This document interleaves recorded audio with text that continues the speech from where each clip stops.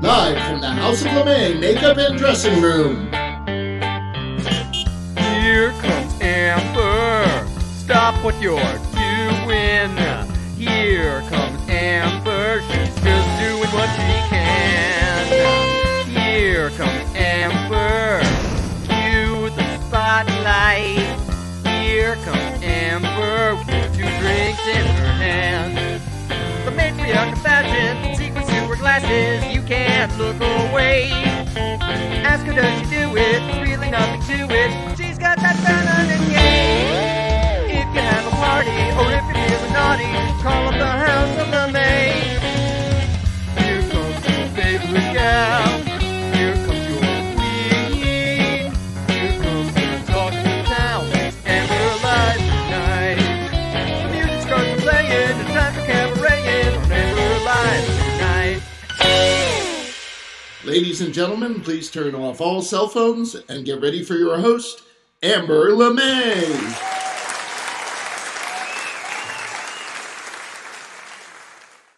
Hello, hello, hello, and welcome to another edition of Amber Live. We have a great show tonight, but first I want you to like, share, subscribe. Thank you very much. Now, what do politics, drag queens, and an old lady falling down the stairs have in common? They're all a part of tonight's headlines.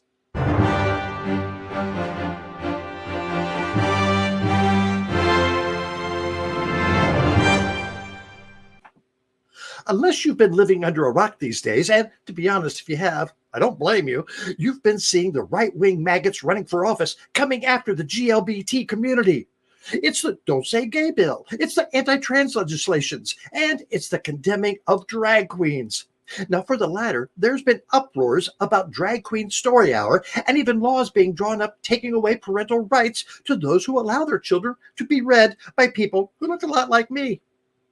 One of the biggest anti-drag queen stories is coming out of Arizona, where Trump-backed candidate for governor, Kari Lake, tweeted, "They kicked God out of schools and welcomed drag queens. They took down our flag and replaced it with a rainbow. Blah, blah, blah. God, guns, and glory."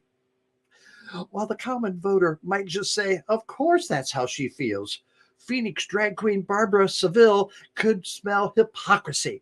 In her own tweet, Barbara wrote, "Now that she has waded into the war on drag queens, now knows she is a complete hypocrite. I performed for Carrie's birthday. I performed at her home with children present, and I performed for her at some of the seediest bars in Phoenix." Oh yes, there are pictures to back that up, and Barbara posted those too. Here's one that Carrie herself posted in 2012. The hypocrite also once posted that, and I quote, "Half of what I know about makeup I learned from watching friends like Barbara Seville."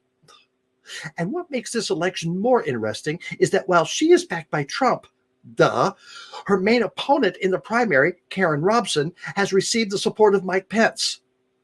The primary election is Tuesday, August 2nd. We'll wait. First wife of serial adulterer Donald Trump, Ivana, passed away last week.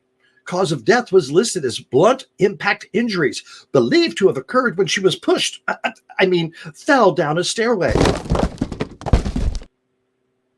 Being the ex-wife of a self-proclaimed gazillionaire and successful business person in her own right, you'd think she would have had her choice of being buried anywhere in the world. And the place she was laid to rest was the Trump-owned Bedminster, New Jersey golf course. Yes, she went from stairway to fairway. The first fairway, to be exact. I don't get it. What kind of hell would it be to see this every day? And that's this week's headlines.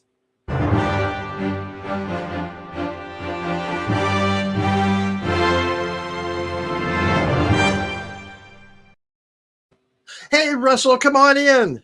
Hey, Amber, how are you? The best way to watch the show tonight, as always, is on YouTube, because there you can see Amber on full HD. And I want to remind people that We've got a TikTok and an Instagram and a Facebook and so many places to watch it, not even to mention our own website, amberlive.tv. And then if you can't get enough Amber and you're out driving or walking and you can't watch her, you can also just listen to the interviews that get posted as podcasts now, available anywhere great podcasts can be found.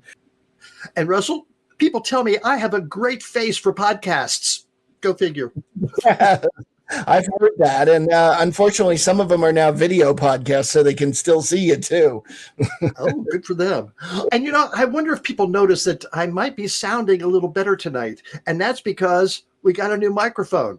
How did we get that microphone, Russell? Well, that's from our bustiers who help us out a lot, and we love the bustiers. You can see there we've got our super bustiers and our regular bustiers, and that's everybody who's contributed. Craig Hilliard and the Secret Admirer, our other bustiers, everybody from Dixie Longate all the way to Cleela Rorax. Actually, both of those happen to be past guests.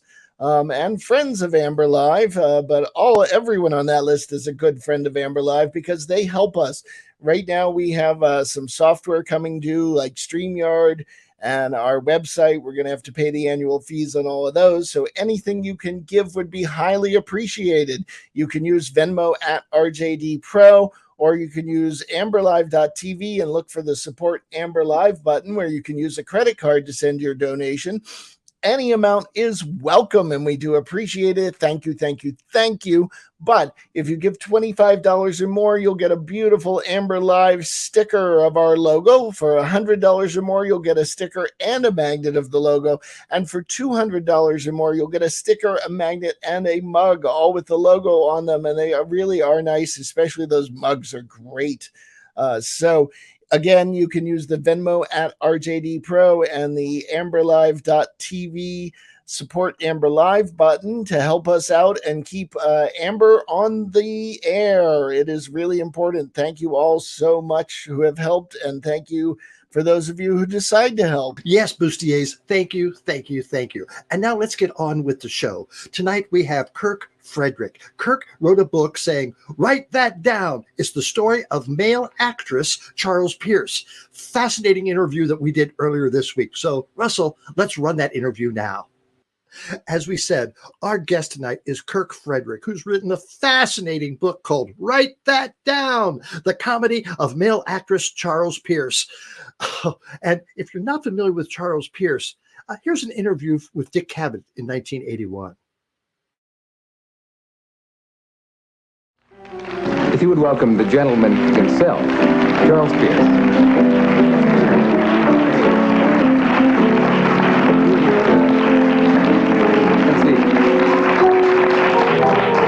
Did you do this as a kid? How was it born? Well, I go way back. I started doing impressions of Brenda and Kobina on the Bob Hope radio show. And, well, someone said, "Oh, remember Brenda and Kobina?" Vera Vague, "Oh, yoo-hoo, Mr. Hope, a sailor." I remember that. Am I the only one on earth who remembers Vera Vague? No, you definitely are not. Or I'm the other one. No, I think Carmen Miranda was the first one. Mother had a bowl of plastic fruit on the piano or whatever, and I was doing, South American way, and I did Mae West as a 9-year-old going off to school, and then I took a long break and went into radio, and Pasadena Playhouse, going to be an actor. We jump ahead 15 years, and then all of a sudden I realized I could do a nightclub act and be paid every Sunday night rather than once every year as an actor. For 27 years I've been doing the nightclub circuits. Did you say you did Mae West as a 9-year-old or Mae West as a 9-year-old? I did Mae West as a 9-year-old. A 9-year-old Mae West? Mm-hmm. Yeah. I've always said that sex is a misdemeanor. The more you misdemeanor you get. Is that an actual line of hers? No, my mother gave that to me. Mother gives me lots of lines. I love Las Vegas. I went up to the gambling tables a few weeks ago, and there was a tall, dark, and handsome croupier. He said, "Miss West, I'd love to lay you 10-1. I said, "An odd time, but I'll be there."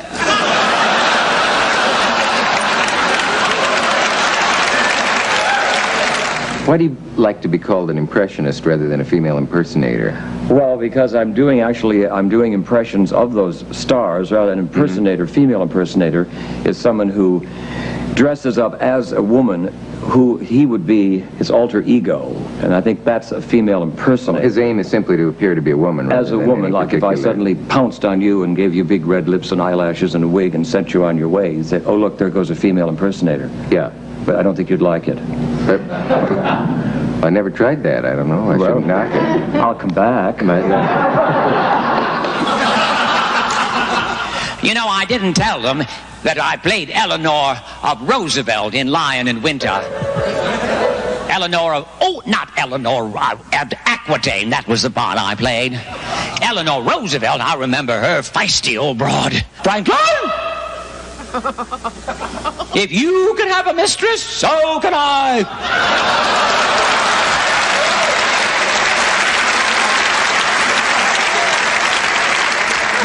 Lorena Hickok wanted to see the inside of a national monument. So I let her. That voice started because I, 1,000 years ago, was a record clerk at Nash's in Pasadena. And Betty Davis did an album from her Broadway show called Two's Company. And she was having vocal problems because she had a jaw problem at that time. I, in turn, had a bad cold, which affected my throat, so I was able to match her voice on the album. So my voice sounds like I have a cold sometimes when I'm doing Betty, because that's how I started doing an impression of her.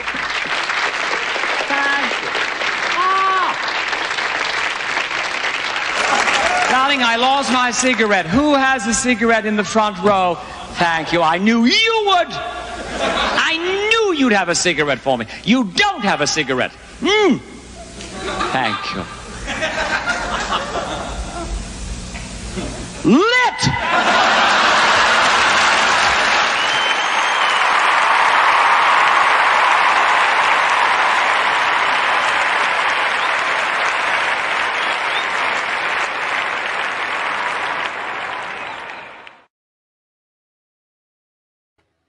How fun. I can't wait to hear more about Charles Pierce and his good friend and confidant, Kirk Frederick. Kirk, come on in.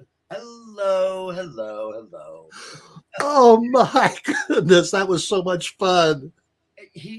That man had, every time I see that, I laugh out loud, and I've seen it how many times. Best comic timing, I think, of anybody. That moment when he takes the cigarette and goes, what? That was at the Dorothy Chandler Pavilion, packed. 32. Oh my God. Oh yeah. I love during that interview where he'd say a line and just look at the audience. All right. So what was your function with Charles? Well, it started, I was sort of his stage manager and dresser backstage. We actually first met doing a legitimate play together in San Francisco in 1969. I was playing a young gay boy that had been brought home by an even younger gay boy from a frat party, and his mother was played by Charles Pierce. So it was one of those sort of gimmick casting things, but it worked well because Charles really had studied acting at the Pasadena Playhouse. He was a very good actor, but he was even a better actress. And almost in the Shakespeare mold of men always playing the women, Charles said, let's do this seriously, legit. It wasn't campy. He didn't do it like Betty Davis all over the top. It was a serious acting role, and he was very good. Well, Monday nights during Geese, it was a regular equity run, and we did Tuesday through Sunday. Charles wanted to keep his comedy chops up doing his nightclub act. So Monday nights, he would start doing his nightclub show at the Encore Theater in San Francisco. And my then partner and lover, Peter, and I became his stage managers and dressers. And then he said, why don't you do a Dames at Sea number with me? So then we started acting with him. And so it became part of just it happened. There it is from Dames at Sea. And so were you lucky in that? Or was your character lucky in Dames at Sea? I was lucky. Yeah, I was lucky. Very lucky. I love Dames at Sea.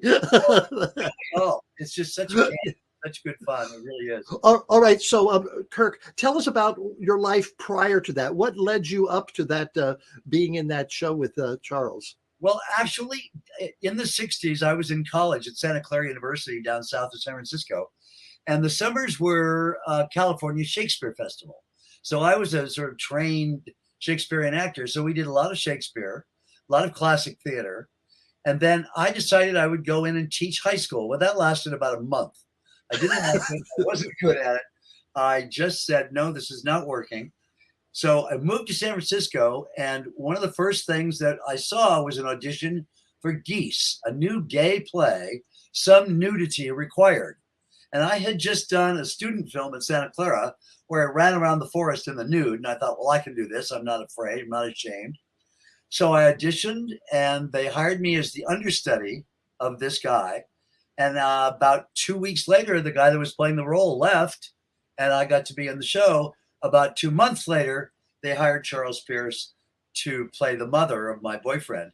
So my career went from classic Ibsen, Shakespeare, all those great classic roles into nude on stage, playing a young gay boy with his mother, played by Charles Pierce. So, how long did that show Geese run? It ran just a little over a year. I think we went into in 1970 with it, and then by then we were so I don't know. We had our whole life was Charles Pierce, pretty much, other than the show. So he came down to L.A. That's where I live now, to work at Ciro's nightclub. It was the old, what's now the Comedy Store. Ciro's was a classic old nightclub in the 50s and 60s. And the woman that ran it said, Charles Pierce, I'd like you to close Ciro's. So Charles did the last engagement. It ran so long, we went back to San Francisco to collect things, and we moved to LA and ran for a little over a year at the comedy club. It was called Ciro's at the time. And then that just started working with Charles all over the country, all over basically the United States.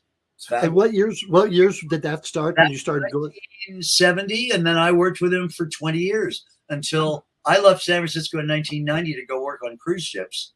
And so our engagement ended that. You know, I went to sea, and Charles pretty much retired after 1990 anyway. He'd been doing it 30 years. So, you know, it was enough.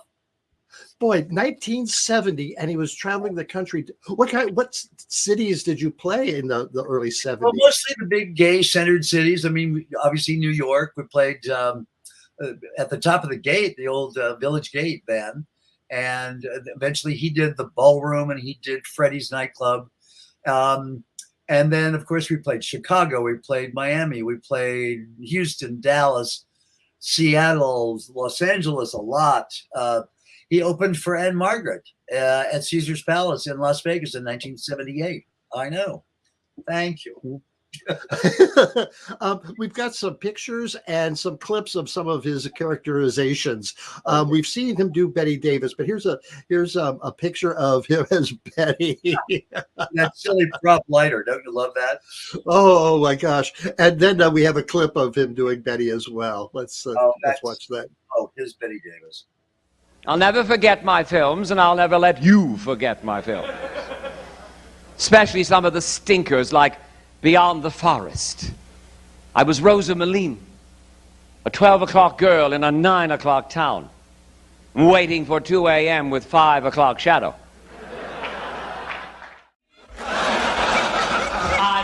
I've never been so relaxed.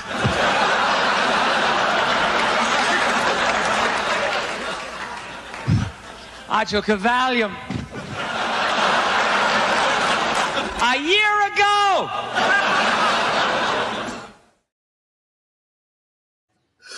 Who wrote his material?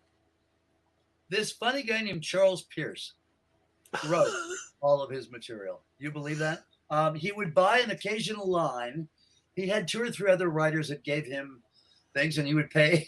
He bragged, I didn't pay any more than $5 for a line ever. And he didn't.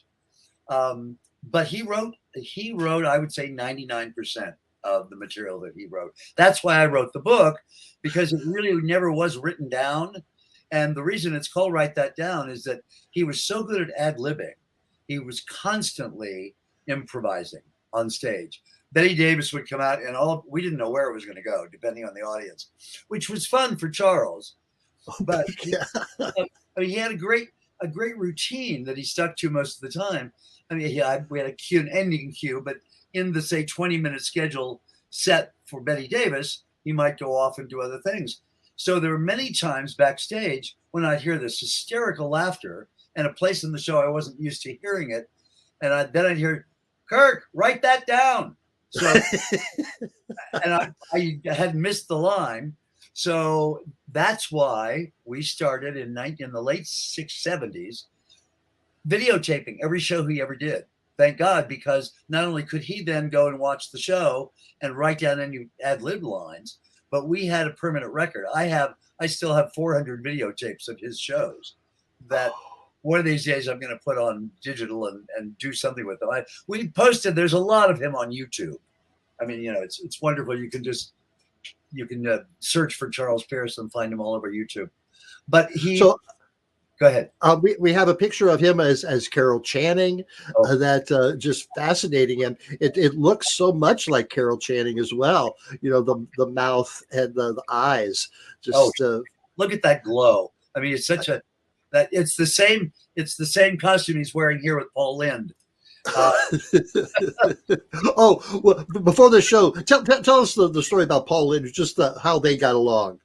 Well, famously, obviously, they were two of the funniest people, and being at a party with them, or whenever Paul came to see Charles's show, they'd be backstage, and everyone would just sort of sit back and say, "Okay, go," because the two of them ad-libbing and then trying to top each other. And say, I wish I had written some of that stuff down, because that was really, really fun. But it's very funny. Two comedians sometimes will get together and not like each other because it's almost a competition. Charles got along with everybody he ever met backstage. It was just fascinating to watch him. He was not only a brilliant performer, he was a very social person. He loved Now, with Carol Channing, did Carol Channing ever see him perform her? Actually, it's interesting, Amber. The only woman that Charles impersonated that ever saw his act was officially Carol Channing. She came to see the show at Gold Street when we were there in the early 70s. As a matter of fact, she knew all the writers and producers of Applause. They wanted to do a production of Applause that Lauren Bacall had done on Broadway. They wanted to do it in San Francisco, and they would not give Charles the rights. So we don't want a man playing, her. So Carol Channing wrote Condon and Green and his other friends that were involved with Applause and said, Charles Pierce is the perfect person to play. And so she basically was responsible for getting him the rights to do Applause in San Francisco. She was great friends. They were great friends throughout her whole life. I'll tell you a quick side story that I think I wrote in the book. Betty Davis was brought to Studio One, a big nightclub in LA, to see Charles in the mid-70s sometime. And I found out about it from one of the waiters, came in and said, Betty Davis is here. And I said, oh, well, I'm not going to tell Charles because that would, just throw him off. So after the show, I went out and asked Betty if she'd like to come backstage and meet Charles. And she said, no. I like a performer named what was his name? Arthur Blake. Arthur Blake did a wonderful Betty Davis impersonation that she liked. Charles's impersonation of Betty that night, shall I say, was a little, blue and perhaps unkind. So Betty didn't want to meet him. Ironically, they were at a benefit together a few nights later. And she said, I've heard you're wonderful. And she's very gracious. But no, you're right. Carol Channing was the only star that ever saw him.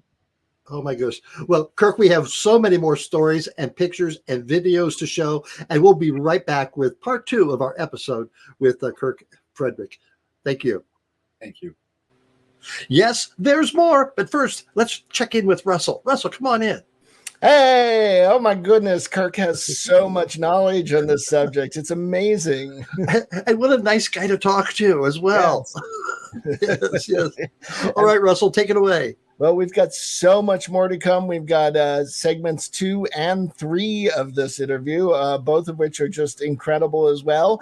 And I do want to do a quick reminder of everyone that what keeps this stuff, keeps Amber going and keeps us getting these great guests is the Bustiers. You help us with the software, with the microphones, with all the things we need. So please use that Venmo at RJD Pro or go to amberlive.tv and send us any support you can and join the Bustier Club. So thank you very much. And so Amber, I will let you get back to the show.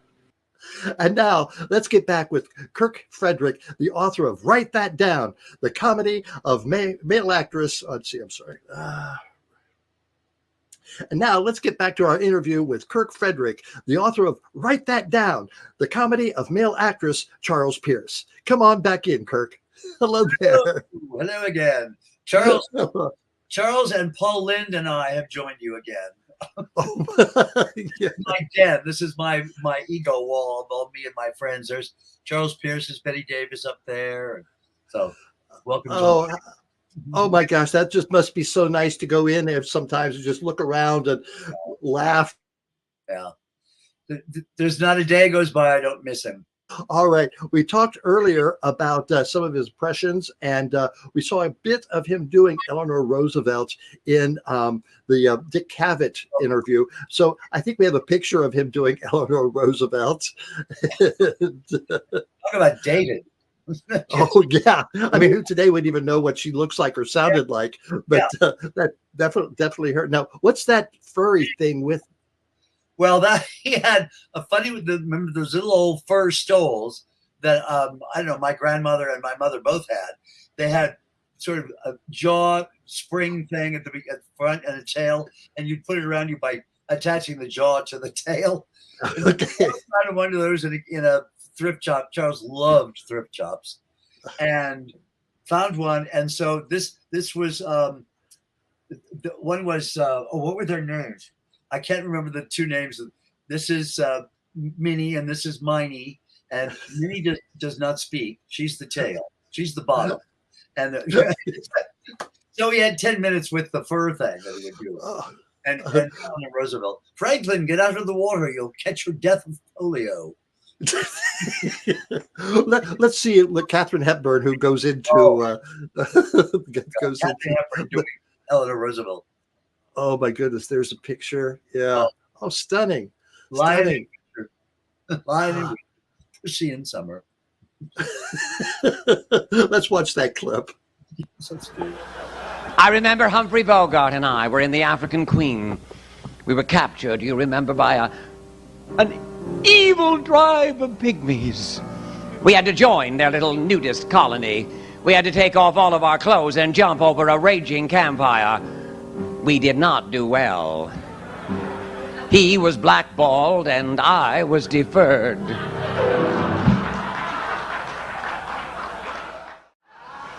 King Henry was a bisexual. He loved sex twice a year. He saw that laying around the castle and he asked if he could wear it. And it fit. You have to know what I'm talking about.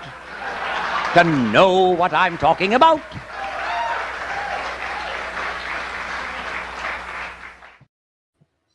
Oh my.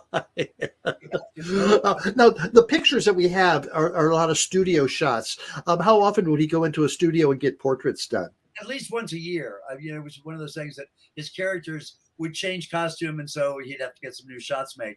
And it's interesting to note, and I noticed this, of course, when I was writing the book, all the pictures of him are in black and white. Yeah.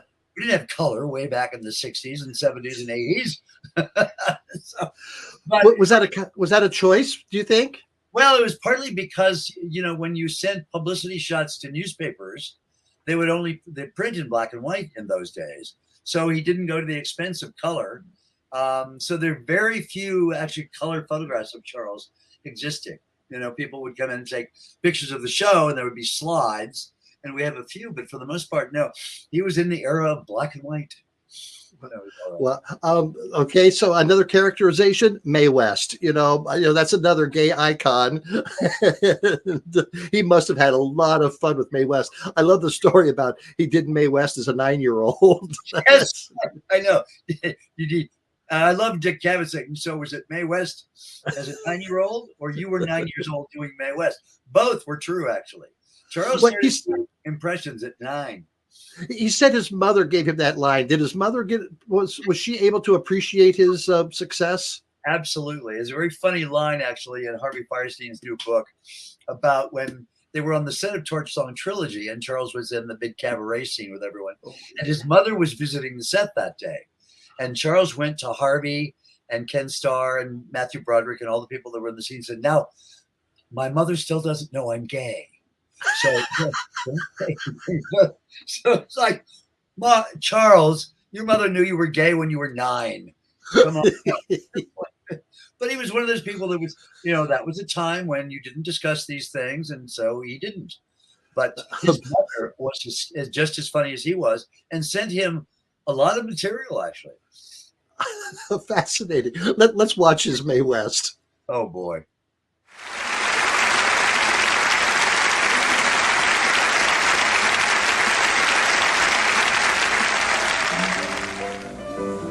We can't do a show without Mae West.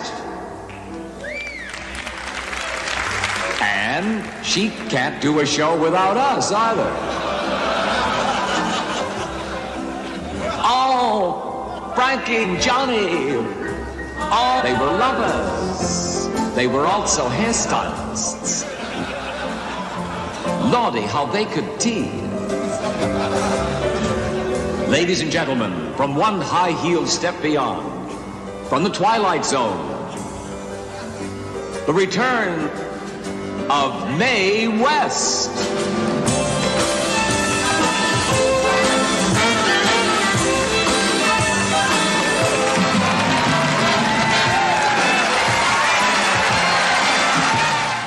They asked me the other day my definition of the perfect lover. I had it for them, too. A man who could make love to you until 4 o'clock in the morning and then turn into a pizza.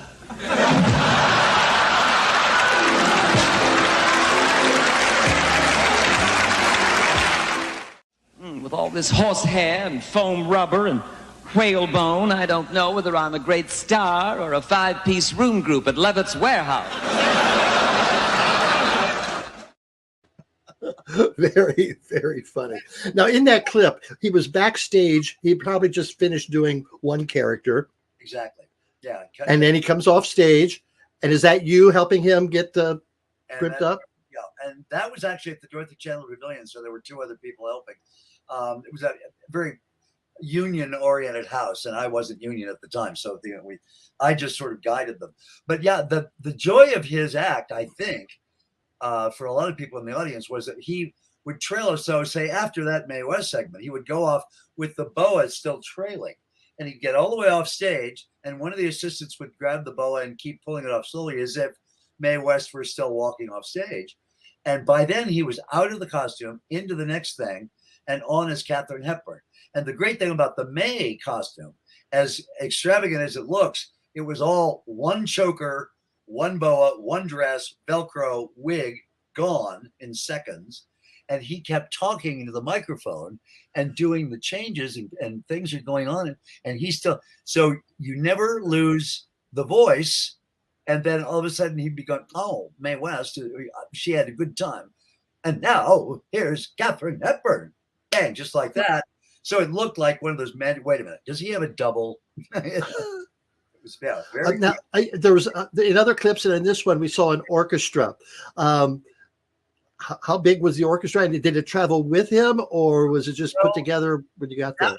That specific show was done at the Dorothy Chandler Pavilion here in Los Angeles. It was first did it in 1978, and it was such a huge sellout success. He came back, and then when he redid it in 1984, the Playboy Channel actually filmed that, and so they hired an orchestra. I think it was a 30-piece. It was a good-sized orchestra. It was the biggest band he'd ever played with.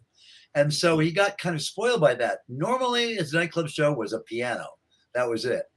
But when we went to Las Vegas, of course, Ann Margaret's orchestra helped in the whole pit. So he had that orchestra, and he said, "Oh, I like this big orchestra idea." Well, of course you do. It's that. But the only other time we did it was at the Venetian Room at the San Francisco Fairmont Hotel, where the Dick Bright full orchestra was there every night anyway for dancing. And so we hired them, and Joan Edgar, our wonderful musical director, had all the music copied and orchestrated. And so Charles had a complete orchestra behind him for that too. But mostly in the nightclubs, it was just a piano. Wonderful. We have a picture of he as Joan Collins, who some of our younger viewers might be someone they recognize. And what was that from for Joan? That was when Joan Collins was so popular on Dynasty.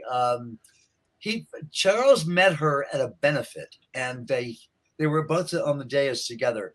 And he said, "I do you." And she, "Oh, how am I?"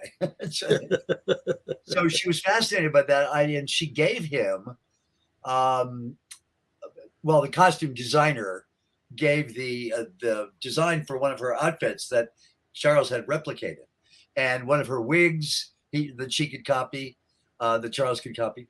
And so he did a routine on her mostly while she was popular. Charles would really try to keep up with the times, whoever was on TV at the time. If they were impersonatable, he would do them in his show. And Charles loved Joan Collins, and that was a very funny section of the show. "Oh, what do I put behind my ears to attract men? My legs." Works every time. Oldest show in the world.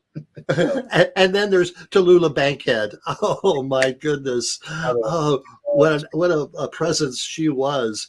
And bigger than life. Did he ever meet Tallulah? No, never did. No. Yeah. No. It's ironic that he never met Tallulah or Marlene Dietrich or Katharine Hepburn or any of those ladies, but they heard about him, and I think for the most part they were flattered that he impersonated. I think Tallulah knew. Tallulah was probably the most impersonated actress ever, because I grab the voice, she always sounded drunk. I think you may have the clip. I don't want to give away the line, but there's some very funny lines that came out of Charles ad-libbing as Tallulah Bankhead. Let's watch that clip. Darlings, I drink only to pass away the time until I get drunk. I think my left tonsil just gave, I'm not sure. My husband never knew I was an alcoholic until I came home sober one night. That drink, Joan, is awful. Tastes like something you'd sit in to remove a tattoo. Stop the music, darling. Ladies, never break wind in your pantyhose. The bubbles run down your legs and blow your shoes off. So funny. Oh my goodness. Now, how many characters would he do? How long was the show, and how many characters would he do? The show is usually about 90 minutes, and he would do usually the basic 6. He opened with generic blondes, when he would do Marilyn Monroe and Barbara Stanwyck and, the generic blondes. And then he'd go into, we can't do blondes without Mae West. So he'd say, "Just a minute." And he'd go off and fast change right back on as Mae West. And then that would lead to Katharine Hepburn. And that would lead to Betty Davis, who had a bitch fight with Tallulah Bankhead back and forth. Tallulah, your mother couldn't, why? Oh, she only called you Tallulah because she couldn't spell blah. So that would go on, Betty and Tallulah. And he used to end the show, mostly in San Francisco, with Jeanette MacDonald in full drag on a swing out over the audience. And so that was the big finish pretty much all through the 70s. And then people didn't know who Jeanette MacDonald was anymore. So he took that out of the act and would just end it with his generic, his nom de drag was Celine Kendall. So Celine would come back on at the end of the show in sort of basic brunette drag and a long, beautiful dress and just do some more comedy material. Or that Celine Kendall. Yeah. That was the opening. Yeah. So during the interview with Dick Cavett, he mentioned that And I like that distinction that he used. But as that character, would you consider him a drag queen? He never liked to call himself a drag queen for some reason. I don't know why. It's not that it was pejorative or anything, because he loves drag, and we went to see a lot of drag shows. He really thought of himself more of as an actor. And so hence the name, the male actress. That really got started when we were doing Geese, and he really was a man playing a woman. So the male actress sticker kind of stuck for a long time. And so it was a very hard thing. It was very hard to call something, and everybody called him a female impersonator because that's what the genre was called at the time. But I think he really did prefer people to refer to him as an actress, because he was always in full drag. He never appeared in drag off stage. He wouldn't go to parties. People say, "Oh, would you come to the party as Betty Davis?" No, that's what I do for a living. I don't know how you are about it, but he really liked the anonymity of being a man. Frankly, it's just. Well, I can't imagine him being a shy person outside of drag. That's for sure. People are they were surprised to hear that he really was nothing shy about him, especially after a martini. But he was. Somebody once said, "You look like a bank teller." He really was a very common-looking guy, and he liked that. This was an act. He did this for a living. He dressed up in different wigs and spent a lot of time working on his show. Almost every day of his life, he'd watch movies and say, "Oh, I could do that new Barbara Stanwyck line," So I loved the fact that he never took himself seriously as a drag artiste. Along came RuPaul and made a career of it. And Charles said, "Oh, I could have done that, but I didn't want to." He liked the cabaret life and just working in the clubs with a live audience. Just loved that. Well, Kirk, we have a lot more to talk about Charles Pierce and your life after Charles Pierce. And we'll be right back with part 3 of our interview. Thank you so much, Kirk. You're welcome.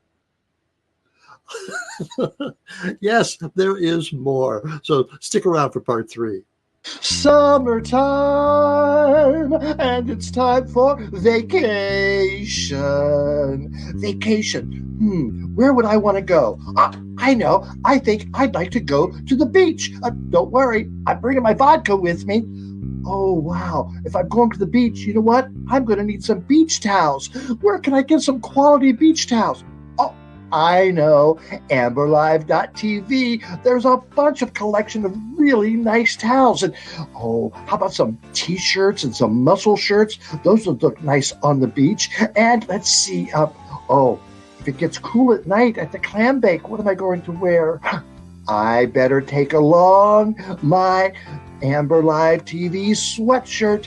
Yes, that would be fun to wear. And then at night, at night, I don't have to order anything because I already have my Amber Live TV pillow. Oh, so soft. You're going to love it. And then the next morning, what are you going to need? You're going to need an Amber Live mug to drink your coffee or whatever you want to put in it. And if you haven't gotten enough peen lately, check out our Rusty Peen collection. Everyone wants more peen. All this and more is available at amberlive.tv. Order yours today. We have one more chance to talk to Kirk. We have one more chance to talk to Kirk Frederick, and this is it. Come back in, Kirk. Here I am. Oh, thank you.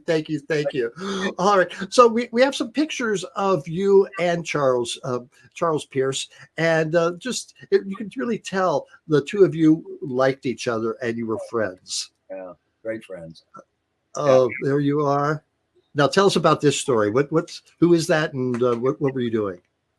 That was backstage at a theater in San Francisco called the Marines Memorial Theater, where the producer, Charles Duggan, said, "I want to produce a kind of big lavish show of Charles. We love him in nightclubs. He's great in cabarets, but he needs sets and costumes and boas." And so that was at the Marines Memorial when that was an engagement in the 80s. And pretty much everywhere Charles went, it seems that Charles wanted me there to kind of oversee, make sure that, well, when he was doing Jeanette MacDonald on the swing had to be solid. There was a time before I met him in the 60s when he was working in a little club in San Francisco called the Gilded Cage, where the spring broke. The swing, it was just rope, and he had swung on it so many times that it broke, and he went right in the audience. His heel clipped the wig of a woman sitting in the front row, took it right off. So he said, please, Kirk, make everything solid. So that was kind of my job. But and then when we went to Las Vegas in 1978, wonderful to work with Anne Margaret and all her people. Ken Billington, the wonderful lighting designer in New York, came to Las Vegas to do the lighting for Anne Margaret, and then did the special lighting for Charles, because Charles took very special lighting, nothing but surprise pink, please, my close-up. But it was a great experience, 20 years with Charles. We did become good friends. People often asked if we were ever lovers, and no, that wasn't going to happen that way. We were better working together. Now, did Charles have a lover or a partner? No, Charles never really did. Early on in the 60s, he had a couple. And then even he realized that he was married to his career, and it was very hard to be married to Charles Pierce. Who are you tonight? Well, like, okay, man, woman, whatever. And guys would go to bed and say, oh, do Mae West. No. So it was hard for him. He really, I think he started to write a book about himself, and I didn't even know this, but when I did the research on him for my book at the Lincoln Center archives, Billy Rose Archives, he had started a book, and it's the only time I had read that he really was sad about not being successful in love. He really did want to have a husband and his wife. It was kind of awkward for me because all along in our careers, I was always partnered with someone else. And I think he was a little jealous of that. He never said that, and I don't think it ever affected our friendship. But that was, I think, the one regret. He regretted that he never played Broadway. He really would like to have done a Broadway play. And he regretted that he didn't have a steady lover. Wow. A lot of close friends. Oh, boy, legions.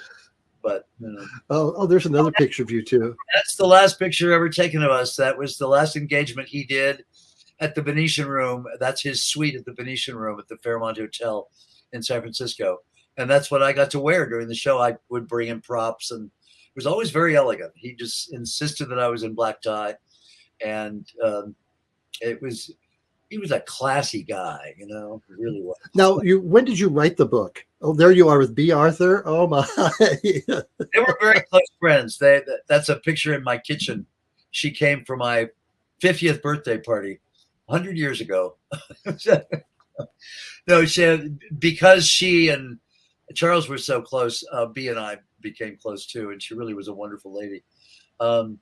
He didn't have a lot of close friends. In their last years together, they traveled a great deal to London, to wherever she was doing her show. And she said he was the brother that she never had. And he obviously said that she was the sister that he never had, or the girlfriend. Did he impersonate B? No, he did not. I think it was because he felt like any impersonation of B might be considered, and I don't know, not in bad taste, but certainly he didn't want to use her as a comic foil. They were too close. But she's probably the only other actress of the day that he could have impersonated. I mean, quick, do Meryl Streep. There were no bigger than life personalities like Charles did with Betty Davis and Tallulah Bankhead and Mae West and all the girls that were alive and big stars in that era. So, when did you start writing the book, or when did the book get published? I started writing it when, actually, you see, it says forward by Armistead Maupin. Armistead was one of the backstage managers at Beach Blanket Babylon when I was stage managing. We became good friends. And in 1976, he came to me and said, I've got this idea for a serial. And he had the 10 or 15 of them written, and I took them home and read them. And I said, you need to go to the Chronicle and get this thing published. Not that I had anything to do with it, because he took it in and they published it, and it was a huge success. But he said, Kirk, you need to, if you're a writer, and I'm not really a professional writer. It's one of the things I do. I like it. But he said, you have to write what you know. You have to write a book about Charles Pierce. No one else is going to do it. You have access to, I was also his publicist, so I had books and photographs and articles and everything about it. So it was very easy for me to do the research, both at the Billy Rose Archives in New York and here in LA at the One Archives at USC. They have most of his papers and belongings. And so it took me about 3 years to do the research and the writing. The book was published in early 2016. So just over 6 years ago. Now you said the foreword was by Armistead Maupin, and you have a clip in there from one of our good friends, Charles Bush. What did Charles have to say? Well, Charles was very sweet. When I reached out to people about, inevitably when you have a book like this, you want to get little quotes from people about it. And Charles Bush was the main person I wanted to get. He was very gracious. I got his email from a friend. And so he said, what great news that a book is finally written about the brilliant and international performer Charles Pierce. Influential, and even better news that it's all so well done. This is one of the few books about a comedian that actually goes to the trouble of providing many examples of the performer's witty material. In the case of the hysterically funny Mr. Pierce, it is essential. Charles Pierce paved the way for every drag performer who has come along since, and Kirk Frederick has given him the tribute he deserves. So, thank you, Charles Bush. High praise, high praise. And Armistead Maupin's foreword is lovely too in the book. So I was very lucky that influential people read the script of it before it was published and said, oh, please let me write something about it, because it's fun. It helps that I knew him so well and that I got to work with him and that I heard his show. I think I added up. I heard the show probably about 3,000 times. So that sticks in there after a while. So you stopped working. Or why did you stop working with Charles Pierce? Well, I had a business in San Francisco in the 70s and 80s called Kirk Frederick Graphics, and we did advertising and graphics. And then along came computers in 1990. And I saw the writing on the wall that people weren't going to need advertising agencies and graphics people anymore with all the desktop publishing. So I decided, actually, I got a free cruise from a friend who was working at the newly formed Crystal Cruises. So I went on board and I loved the life. I thought, the graphics business may be waning a bit. Maybe I could go work on a cruise ship. So I got a job as the editor on Crystal Harmony in 1990. So I told Charles that I know he was retiring. He wanted to retire in 1990 as well. And I said, I think I will too, from the showbiz act. And I closed my graphics business in San Francisco and went to work on the high seas in 1991. Met the man that I've been with ever since, Michael Laughlin. We've been together 32 years. He was the dance captain. And I said, well, okay, let's try this. And it worked very well. And so I worked then on board for a couple of years, but I was then in my early 50s. And if you work on a cruise ship, you need the energy of an 18-year-old. Now, did you live on the cruise ship? Yeah, you have to. I had a 4-month on and 2 months off contract. Wow. So it was a lot of work. And those were, I remember sometimes being 16-hour days. And you work 4 months.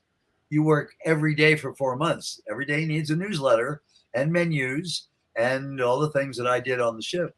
So after about 2 years of that, Michael was tired of dancing. I was tired of being the editor. So we moved back to Los Angeles, and I worked at the corporate offices of Crystal Cruises in marketing and entertainment. So that's how that switched. You say he retired in 1990. That interview with Dick Cavett was 1981, right before the AIDS epidemic. Yeah. And then he worked through some of the early years of that. Did that affect his act any, or his approach to entertaining? Interesting. That's a great question. And the answer is no, it did not affect it at all. Charles learned early on that what AIDS patients needed was humor. and they needed a good laugh, and they needed to be taken out of their situation.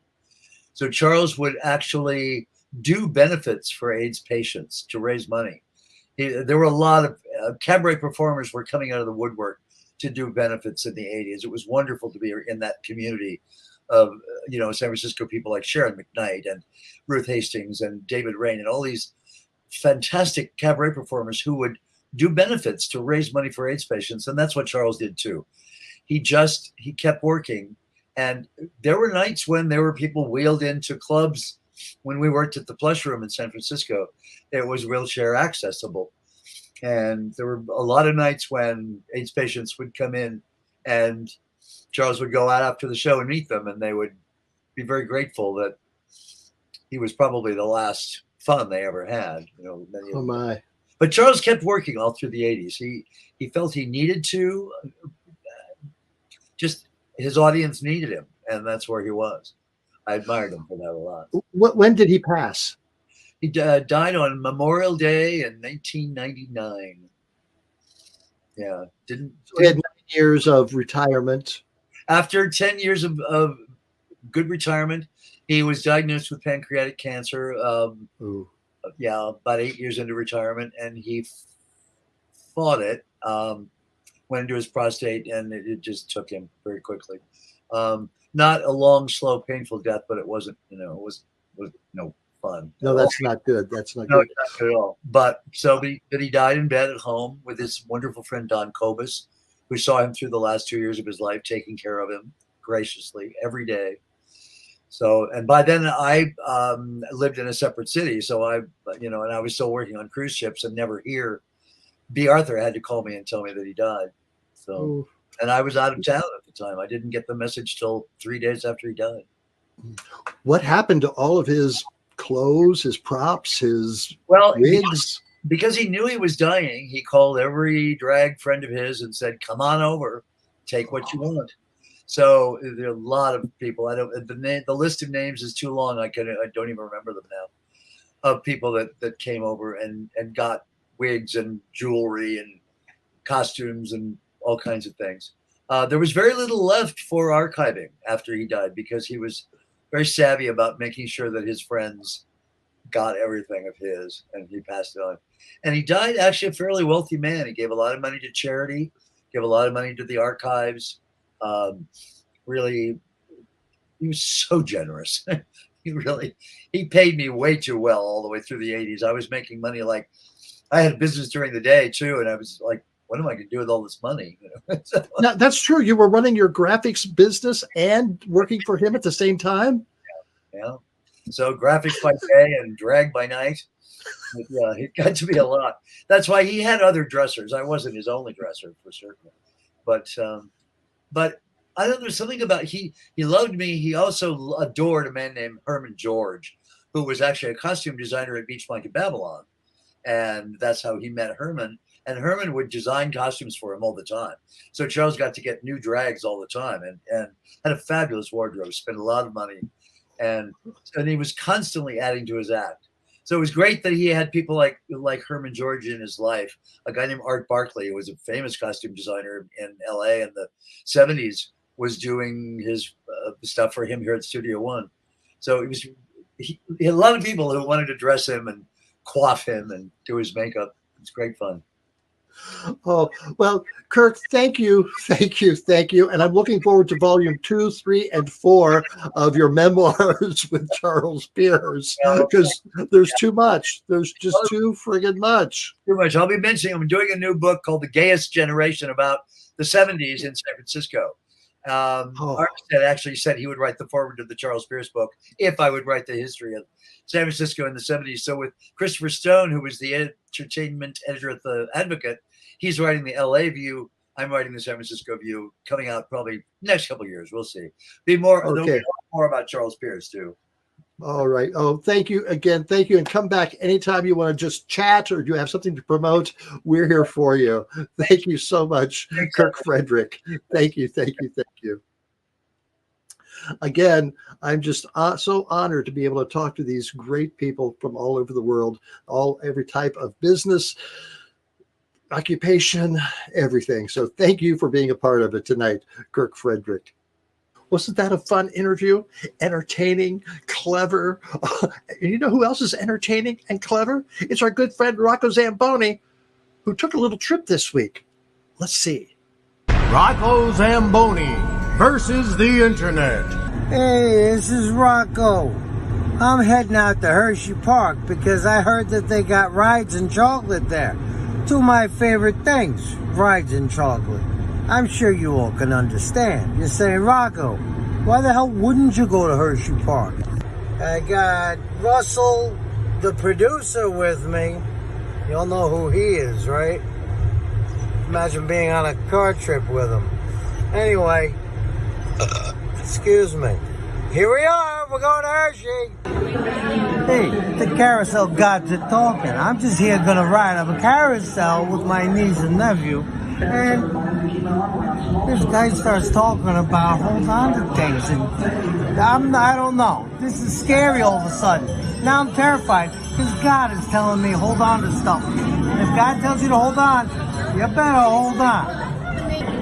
So I'm here at Hershey Park eating a turkey leg. Yeah, I like to smoke turkey legs. And you're saying, why would you eat a turkey leg? Well, this is for that time that turkey flew into my car. That's right. Revenge, turkeys. You and all your little turkeys are gonna get it. Daddy, can I go on some more rides? Thank you from Hershey Park. Oh my God. I just went on that thing called the Wildcat. It's a wood coaster. It's really old and rickety. You think the cyclone is bad. Holy crap. Let me tell you something. They're tearing it down at the end of the month. And I get why. It's falling apart. Everything's bouncing and slamming. But it's fun. You gotta do it, all right? Go do it.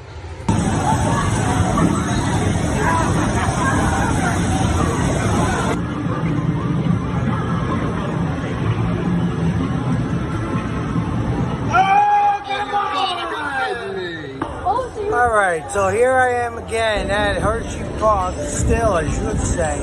And right behind me, you might be noticing that coaster over there that's made out of 100% industrial grade chocolate. I kid you not. It's called Candemonium. People have been going up and trying to take bites out of it and loosen their teeth. I'm just laughing about that. It's hilarious. But then you got the roller coaster itself. Pretty freaking amazing. Check it out.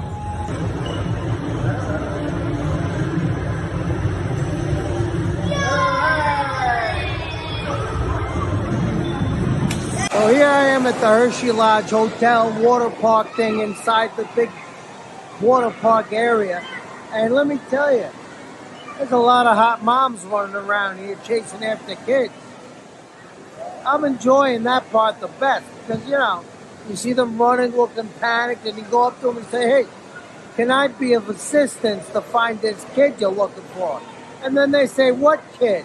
I've been chasing after you. And I'm like, I know you have. So anyway, this place is pretty awesome. They got slides, they got sporting things, they got other stuff. They got these things in the pool that dolphins climb on. I don't know.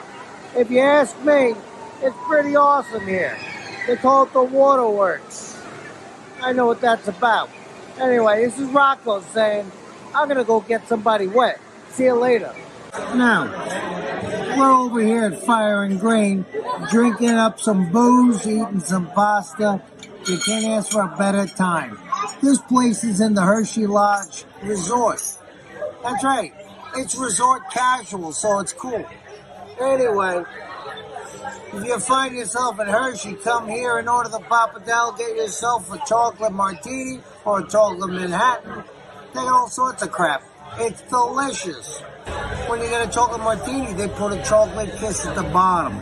It's like, hey, this was delicious, and all of a sudden, boom, it got better. So, do yourself a favor and come on over here, all right? We're going home. We're done. We did it.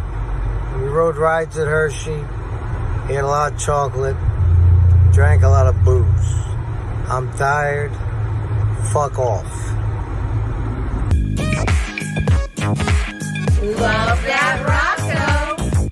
Would you like to travel with Rocco sometime? I think it could be fun. Thank you very much, Rocco. And I want to thank Kirk Frederick, too, for being a great guest tonight. Thank you, Russell, back there in New York City, commanding everything. And thank you for watching. Really appreciate it. And you know what? We'll be back again next week. Bye. Did you know that on Wednesdays they get together for Amber Chat? You mean there's more of this than just Sunday nights? Yeah, and people like Leo from Newfoundland and Big J come on and talk with Amber. And we weren't invited. What's going on? Hey, are we getting our pink slips, Shug? We can only hope. Seriously, fire us.